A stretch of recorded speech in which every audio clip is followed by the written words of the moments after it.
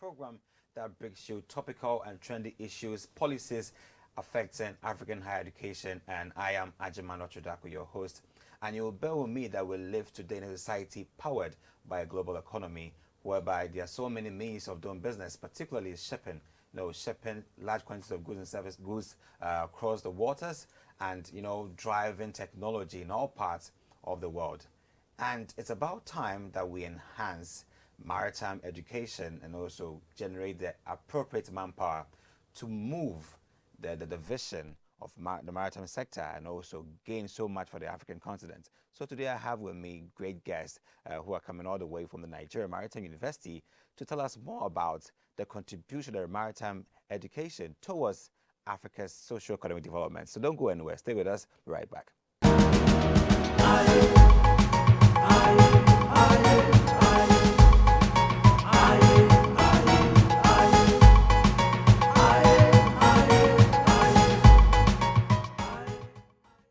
Welcome back to AAU Talks. My name is Ajiman Ochodaku, and before we went for the break, we're looking at the contribution of maritime education to the socio-economic development of the African continent. And we'll meet in the studio a great guest from the Nigerian Maritime University, which is located at Okere-Nkoko, Warri Southwest.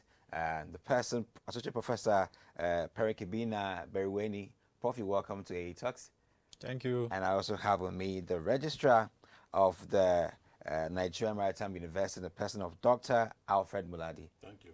You're welcome. Thank you. How's been the trip so far from Warri Southwest to Ghana? Oh, well, it's been a great trip, crossing a lot of ecological zones, many countries in between, and several means of transportation, moving from water to land to air and back. So it's been a lot of fun and a great adventure as well. That's amazing. Look, how's it like? I mean, coming all over on the seas and everything. Yes, yeah. So the entire journey can be classified into three parts. One, the journey is originated from Okere-Nkoko. You go by boat to get to Warri, and it take you about 2 hours by boat. Okay. And I say 2 hours because of the type of boat we used. It can take less than 2 hours, about 1 hour 30 minutes, depending on the type of boat. It can take up to 3 hours, depending on the type of boat and the type of person on it. And then can take as well as 5 to 6 hours. That is, the interesting thing is that you are traveling from point A to point B, and the times are not the same. That's interesting. Yes, so that is very interesting. How is your case? Because in our case, because we have official boats, and because the school is in the island, the only way you can access it now is by boat. So, and in the river, you have several rivers there, rivers and riverlets there. So, the type of boat you determine the type of route you take. So, the type of boat we took determined the type of route we took, and it happens to be shorter and smaller. Great. Because the boat we use is smaller, so the route is also the same thing. But if it were a bigger boat, then we have to take it, because we have to comply with regulatory requirements implying those rivers. So that is how it is. And we are a university, we are law-abiding people. We are supposed to show the way for others how to apply the rivers. Sure. So we cannot be seen to be breaking the rules. So we must comply with the rules. So the type of boat you determine the type of route you take. So that is how we came from river to Warri. Then we took flight to Lagos, and from Lagos took another flight to here. So that is how, just like you said, it's very interesting. That's an epic, very exciting. very epic trip. Yes. Well, let's take it on there. But the summary, let me come in again. It is possible for you not to go by road, not to come by road or by flight. You can as well just travel straight by river and get to this place. Because where we are talking about, the Okere-Nkoko we are talking about, is actually along the coast of this river, this Atlantic Ocean, the Gulf of Guinea. So you may decide not to go by road or flight. Just enter the boat, and then before you know it, you are here in Accra. That's amazing. So that is it. So that's amazing. That is it. But I mean, suddenly, one would say what the purpose of the trip all the way from Okere-Nkoko to Ghana, the purpose of the visit? The purpose of the visit cannot be overemphasized. We are not here in Ghana just for the sake of coming to Ghana, but we are in Ghana just for the same reason why the university itself was established. Great. The university itself was established to ensure that the federal government meets and close the yawning gap between availability of qualified maritime personnel, manpower, Yep. because they are not just available. So there is need for us to provide those manpower, the manpower training, that is the maritime education to be given. That is why Nigerian government established Maritime University in 2015, and it took up full academic activities in 2018 with 3 faculties and 13 programs that we are running. But the question now is that we are the only maritime university in Nigeria, and there's a lot to be done. A lot to be done is not something that can be done in one day. A lot to be done is not something that can be done in one day by ourselves. There is need for us to collaborate with others that are already in the industry. AAU is very important for us. AAU is the voice of education in Africa. We need to collaborate with them. We've been talking. We had the first encounter with AAU in 2019, where there was a program in Abuja. We were invited to the program. We participated in AAU programs, both online during the COVID period, and also we also participated in AAU program outside the shores of Ghana and Nigeria. We participated in their program in Tanzania, participated in AAU program in Sierra Leone. Great. Now, we are here in Ghana principally to see how we can collaborate with other universities that have the mandate, just like what we have. Yeah. And yesterday we've been having talks with the Regional Maritime University, and then AAU is also on our platform that we need to collaborate with and to discuss with.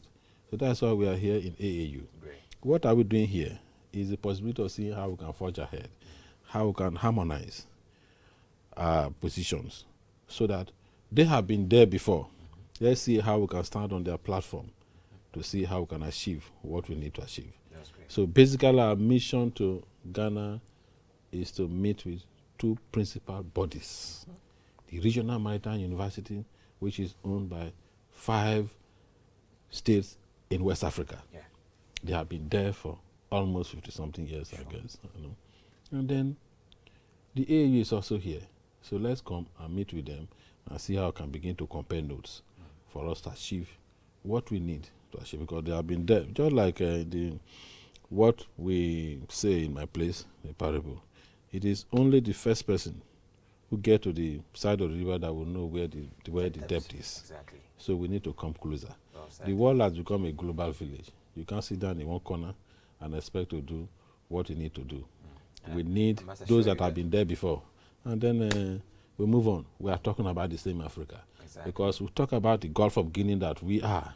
Gulf of Guinea is not only in Nigeria. There are several countries on it. For us to achieve it, we must also tie up with it. And that is the reason why so many activities, so many talks are being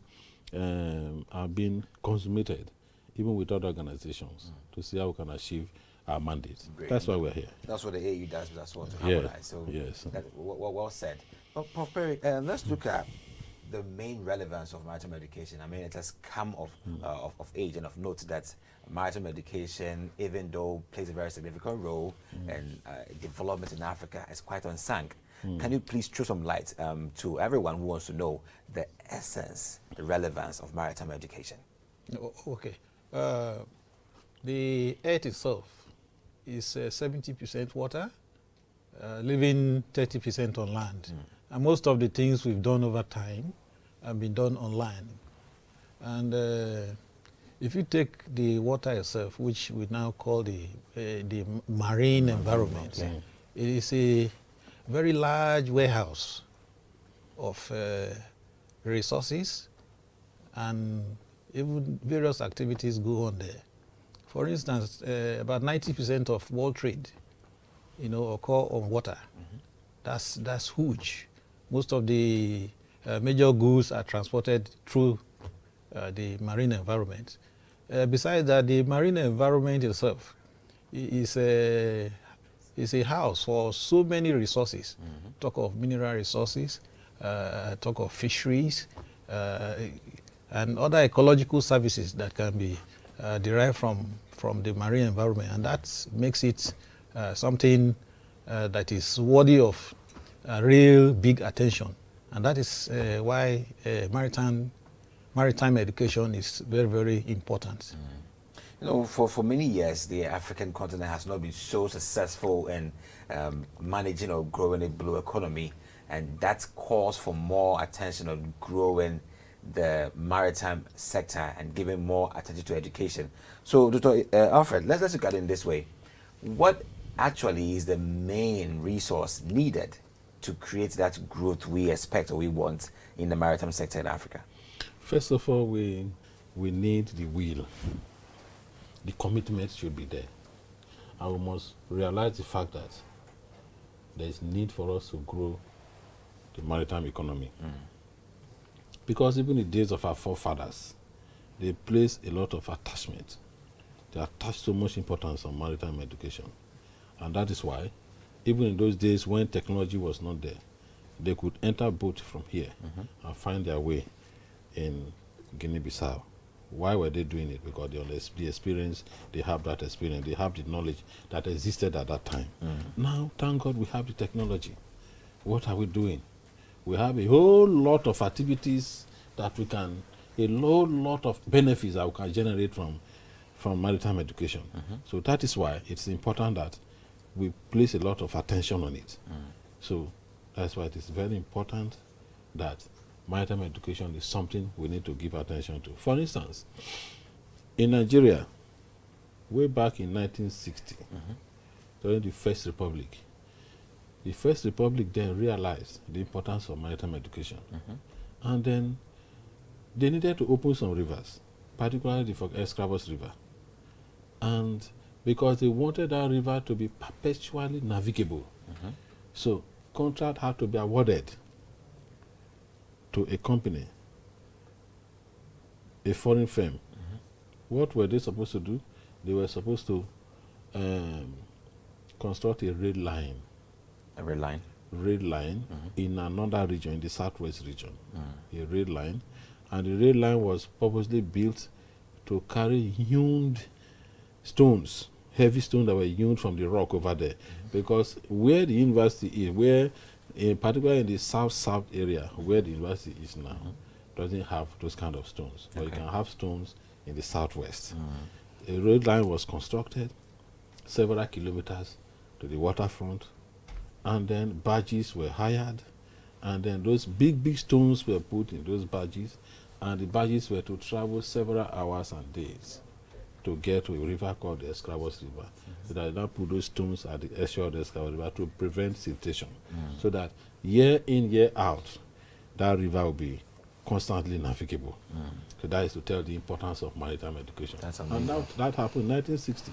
A project that started in 1960, 61, 62, by 63 it was delivered. And that's to tell you that because of that project, the first offshore production of oil was discovered in that area. Great. The first offshore.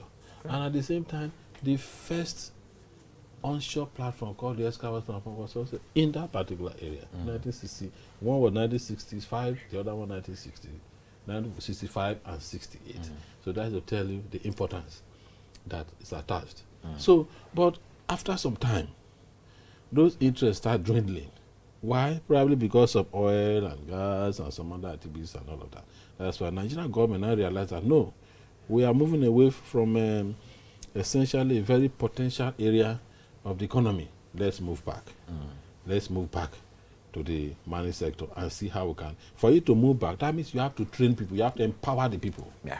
You have to empower. You have to grow the skilled manpower that can meet up with modern trends in the industry. So that is exactly what is happening. So you can see that the importance of that and the effort that is being made. And that is the same effort that has prepared us to come to Ghana. trying to see how we can fulfill that, our own part of the mandate. Absolutely. And on that note, we'll be going for a short break. When we come back, we'll talk more about these strategies that had been put in place to ensure that the right manpower had been generated to push the good of the marine economy. Stay with us.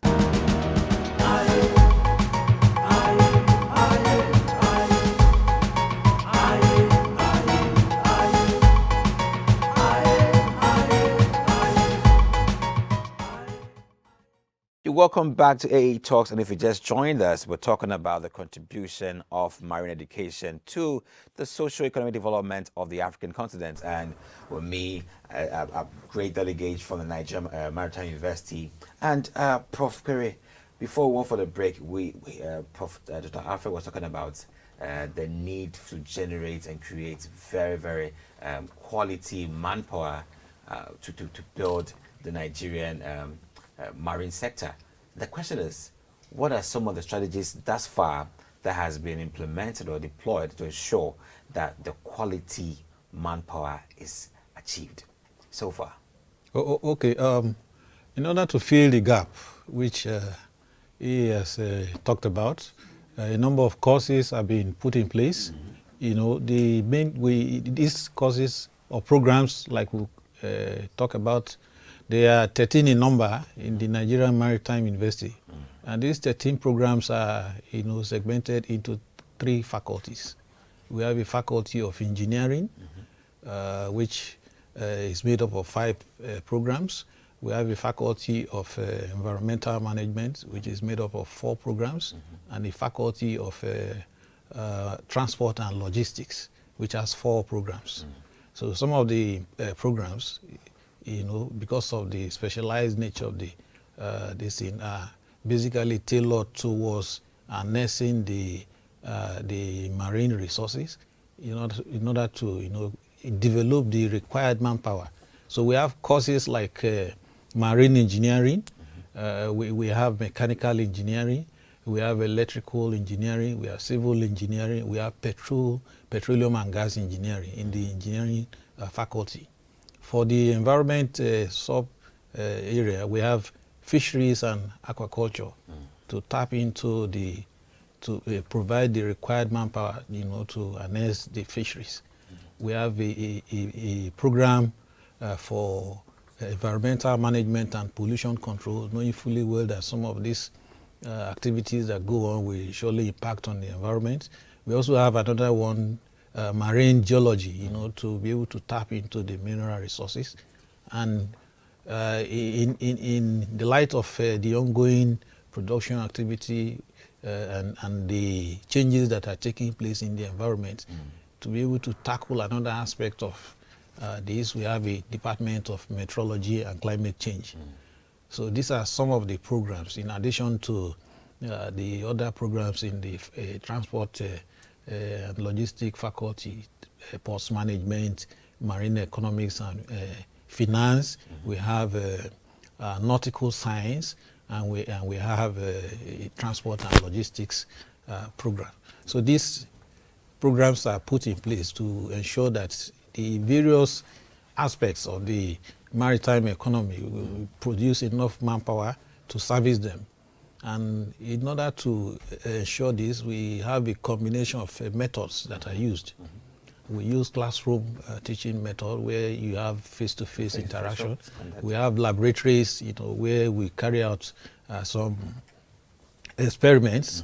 And we also have programs that allow the students to go out, the seafaring program, the industrial experience program, which we call Sideways, to allow them to go into industry, relevant industry, and acquire relevant knowledge so that they can place that side by side with what takes place in the classroom, to be able to come out, having the requisite knowledge to fit into the economy. So these are the ways in which the programs are put in place to ensure that we graduate the required cadre and quality of manpower. Sure. Then to cut in again, to cut in.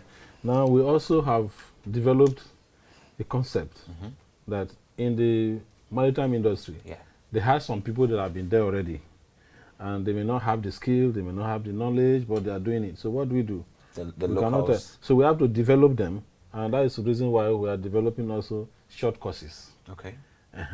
Short courses, IMO approved short courses Okay. to train them at that artisanship level, for them to be able to handle what they are doing at that level. So which means that we are handling this whole manpower development in the maritime sector holistically, both at the top level for those people who want to get degrees and higher degrees, then those people that are already there who are doing their boat crafts and all of that, we must also capture them and make sure we give them the basic trainings that we do. So those ones, we call them short courses that we develop based on the orientation that they already have, because those are people that may not have the capacity.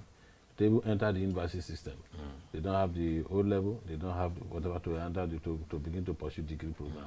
But they're already in the business. They are doing what, but they need to be trained. They need to be trained on the job. So we have that platform. We have the short courses that have been developed to mop up all of that.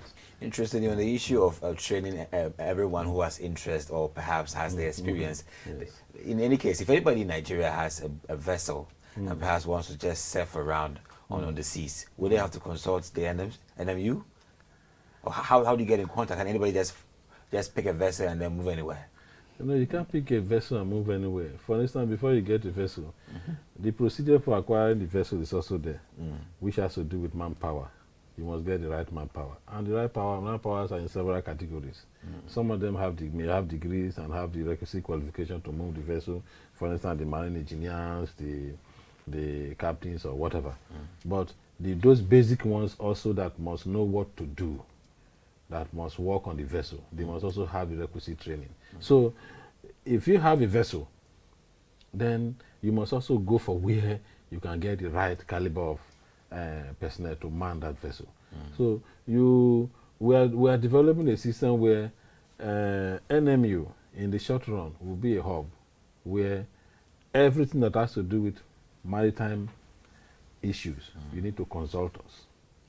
When you have vessels, you want to do, so you need to consult, so that the kind of manpower you need, we can always have them and give them, because we are going to have a pool of data where you can draw from, wherever we are. So it's a total package where we need to develop everybody along, even at the grassroots level, and then those that are able to come in to read for their degrees and higher degrees. So it's a total package where we are doing all of that. So You know, the challenge is huge. Sure. Professor, as a matter of interest, the pandemic has really come to, turn things around in higher education, particularly in the marine sector. But the narrative has not really been seen in the marine education. How has it been like marine education, the COVID-19 pandemic, and then diversified teaching and learning? How has it been so far for you? Well, because of the pandemic, methods are changing everywhere. And we're now having an approach where teaching and learning goes online. So we begin to develop platforms that we utilize online resources to, beat the pandemic, so to say. So that is the line we are moving towards. The big worry is how then the issue of students converging to have the practical aspect that you mentioned. How well has that been so far in terms of deploying practical sessions in the midst of the pandemic?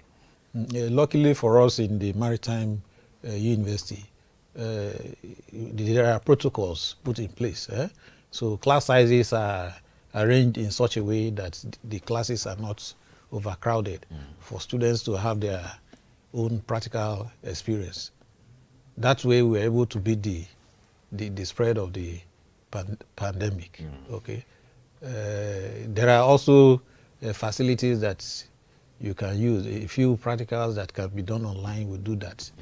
The ones that require physical touch, go to the laboratory. We'll come back to some of the prospective means that we can explore. But Dr. Alfred, let's look at global trends and trying to harmonize with domestic methods of just growing the quality of manpower. How has it been so far trying to blend these global trends, global systems, global strategies, and making them grow and very, very globalized? Now, trying to blend with global trends has to do with capacity building. Yeah. And that is why we encourage, as part of our policy direction, we encourage our staff, as I'm talking with you, as I speak. So many of our staff are in several universities all over the world and research centers all over the world. And trying to acquire the necessary skill to ensure that quality assurance is the main thing to go. So we are doing all of that, and even within Nigeria. And that's why I'm very happy to announce, last year particularly, even during the period of the COVID, some of our students were already on board vessels.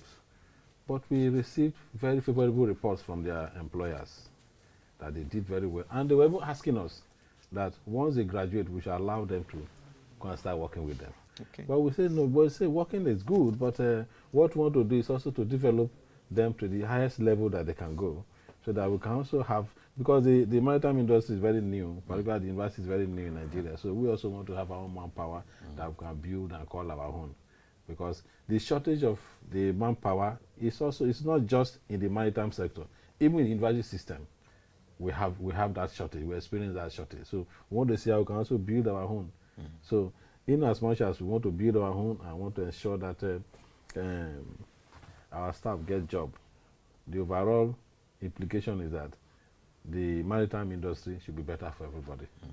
So we are doing all of that, everything we can do. And we have even some of the institutions in Delta, in Nigeria, are also helping in terms of scholarship, in terms of fellowship, in terms of different types of engagements that our staff are benefiting, and the students too are also doing. So we're encouraging all of that to ensure that we meet up with the global trend, so that we are not caught behind. Great. Let's wrap in with the fact, or the matter of building partnerships and creating more stakeholder synergy. How well have you been able to create that stakeholder, collegiate partnerships among stakeholders, so it can also bring growth to your institution and also across other bigger ones that have been in the system for a very long time? So that is the essence of this whole interview and our coming. Now, he will say something about it, but let me just say something. Now, it's a going concern. Yeah. It's a going concern. It's something that will continue to be explored, you know. And we place very high premium on collaborations. Yeah. Very high premium on collaborations. Trying to see how we can come, because the world has become a global village. You can't sit down in your corner and expect everything to listen. So it has become a global village. So wherever we know that we can touch, whoever we know we can touch, to see that whatever knowledge that is available up there can we bring to the table, we go for that person. That's all we'll be doing. In terms of even our recruitment process, we do that. We do headhunting. And then in terms of organizations too, we reach out where we can collaborate, we collaborate. What they need from us, we offer. What we need from them, we take. All in a bid to see that we play the big, because the truth of the matter is that we are the big brother in the maritime industry in Nigeria today. We are the only university.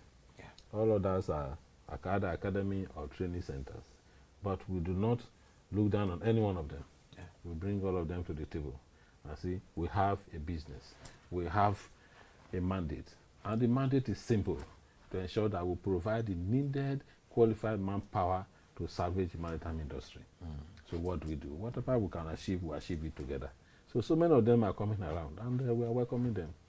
We're moving on. We offer training for them. And then, and that's why I said the training process is holistic, not only at degree levels, even at the grassroots level. We mop them up.